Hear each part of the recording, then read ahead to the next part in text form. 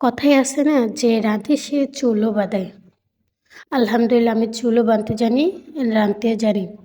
ভিডিওটা সম্পূর্ণ দেখার জন্য অনুরোধ রইল। আজকে অনেক বছর পর আমাদের বাসায় হাঁস আনছি।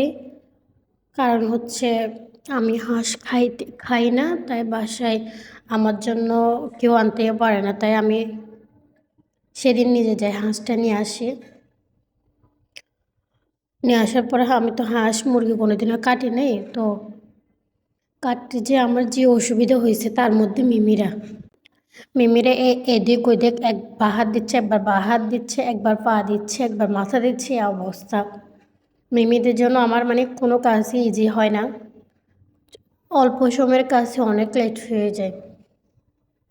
সো সেদিন হচ্ছে পিঠাও বানিয়েছিলাম বাসায়। পিঠা বানিয়েছি, গরুর মাংস রান্না করছি, হাঁস রান্না করছি।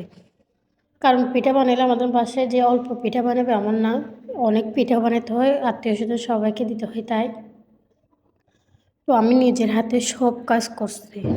আল্লাহর রহমতে সব কাজ ভালো মতো পারছি। কিন্তু আমার পরে আমার হাত অনেক ব্যথা হয়ে গেছে। এত কাজ করার পরে কার হাত না ব্যথা হবে আপনারা বলেন? নিজের হাতে কারো হেল্প না নিয়ে সব কাজ আমি নিজে করছি। এমনকি ৩০০টা ভাপা পিঠা সব আমার নিজের হাতে বানাইছি। রান্নাও সম্পূর্ণ আমি করছি।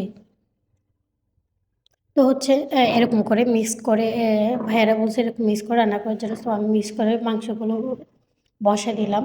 তারপর হচ্ছে আম্মু বলছে এই গুঁড়িগুলো নাকি চালের গুঁড়াগুলো নাকি এরকম ছাঁকনি দিয়ে ছেঁকে নিতে হবে, তাই এরকম করে নিচ্ছিলাম। নেওয়ার পরে যে আমার গরুর মাংস রান্না শেষ। গরুর মাংস রান্নার ভিডিওতে দেখালাম না। তো পিঠাও বানাচ্ছি। পিঠাও বানানো শেষ হবে অলরেডি। অনেক পিঠা বানিয়েছি সেদিন, আমি কী বলবো, আমার হাত যে এত পরিমাণ ব্যথা হয়েছে না বলার মতো। তাও আলহামদুলিল্লাহ সবাই বলছে, সবাই প্রশংসা করছে, আমার অনেক ভালো লাগছে। সো আমি এখন টেস্ট করতে নিয়ে নিচ্ছি। আমি হচ্ছে প্রথম যেটা নারকেল আর মিঠে দেওয়া হয়েছে ওইটা টেস্ট করছি। এটা অনেকটা আলহামদুলিল্লাহ ভালো হয়েছে। তারপর হচ্ছে আমি হচ্ছে কিছু ছাড়া যেটা বানিয়েছি ওইটা হচ্ছে তরকারির ঝোল দিয়ে টেস্ট করতেছিলাম। এটা তো সবথেকে বেস্ট। এটা আমার বেশি ভালো লাগে। তো আমার ফেভারিট পাগুলো আমি উঠে নিয়েছি আগে থেকে। কেউ যদি খেতে না পারে আমি আগে নিয়ে ফেলে আমি নিজে খাইছি পাগুলো। আর এখানের মধ্যে একটা আমি মাংস নিয়ে বসছিলাম বাবা মিমি আর মিকি তো আমরা খাইতেই দিচ্ছে না। একজন নিচে দিয়ে একজন উপরে দিয়ে এই অবস্থা। যাই হোক, তো আমার ভিডিওটি ভালো লাগলে লাইক কমেন্ট শেয়ার করবেন, পাশে থাকবেন। আল্লাহ হাফেজ।